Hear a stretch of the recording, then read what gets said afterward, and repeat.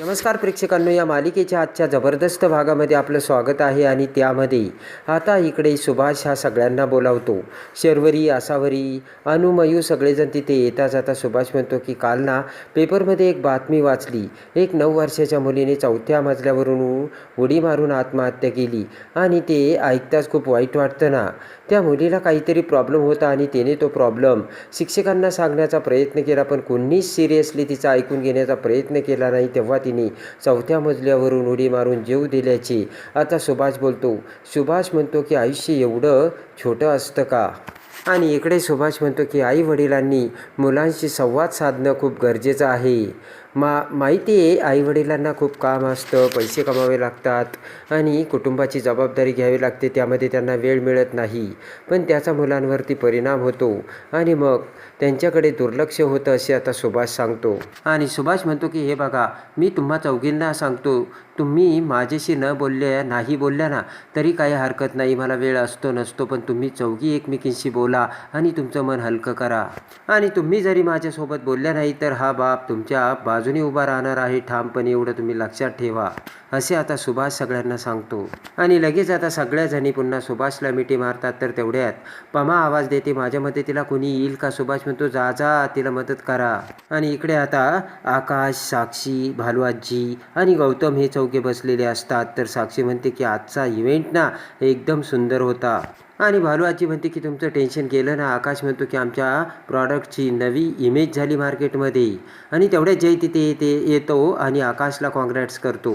आणि जय म्हणतो की आजी कसा झाला इव्हेंट? तर लगेच आजी म्हणते की एकदम सुपर झाला आणि आपल्या स्टाफमध्ये एवढी हुशार मुले आहेत, तुम्ही तुमचा प्रॉब्लेम लगेच सॉल्व्ह करून टाकला. तर तेवढ्यात तेजू तिथे येते.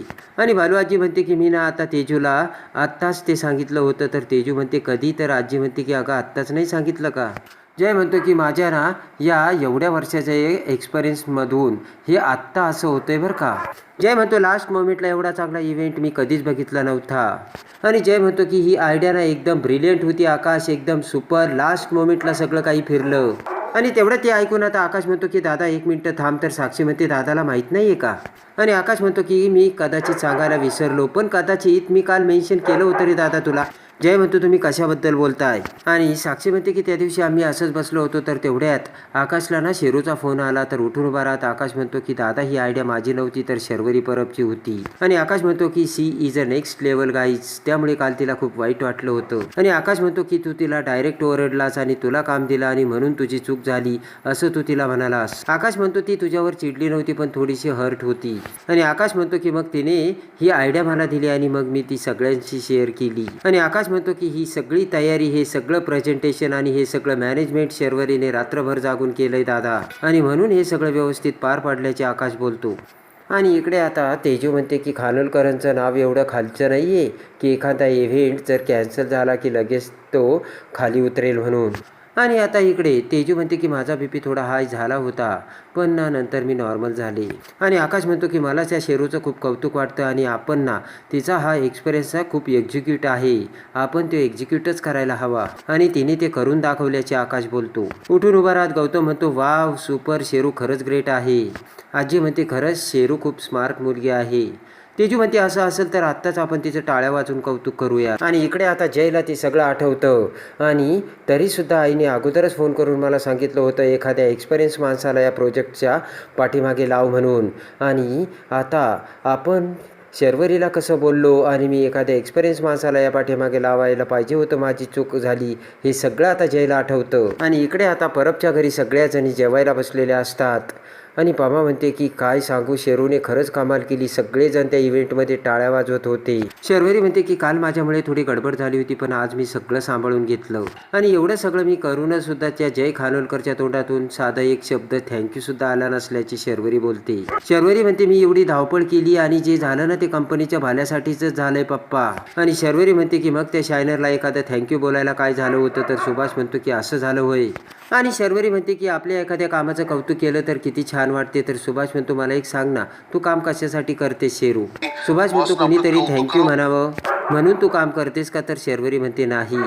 सुभाष म्हणतो की मग आपण परफेक्ट करतो ना, मग कामाचा मोबदला आपल्याला कौतुक करावं म्हणून मिळावं याची अपेक्षा नाही ठेवायची.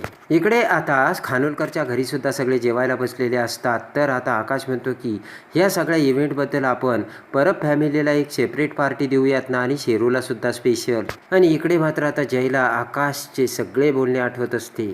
आणि इकडे आता प्रेझेंटेशन खास झाल्यामुळे पमा आता शर्वरीची दृष्ट काढते. तेव्हा आता शर्वरी म्हणते की प्रेझेंटेशन असंच असतं का आई?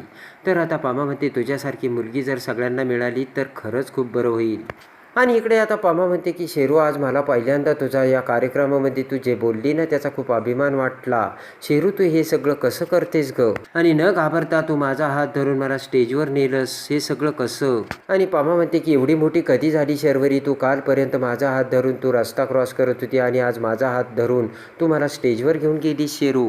पमा म्हणते की शेरू, मी तुला एक सांगू का, मी स्वयंपाकघराच्या कधी बाहेर पडले नव्हते आणि असं जग मी कधी बघितलं नव्हतं ग. आणि पमा म्हणते की खरंच शेरू, तुझं मनापासून थँक्स. आणि शर्वरीच्या डोळ्यात पाणी येतं आणि शर्वरी म्हणते की आई, मी हे सगळं करू शकले ना ते फक्त तुझ्यामुळे.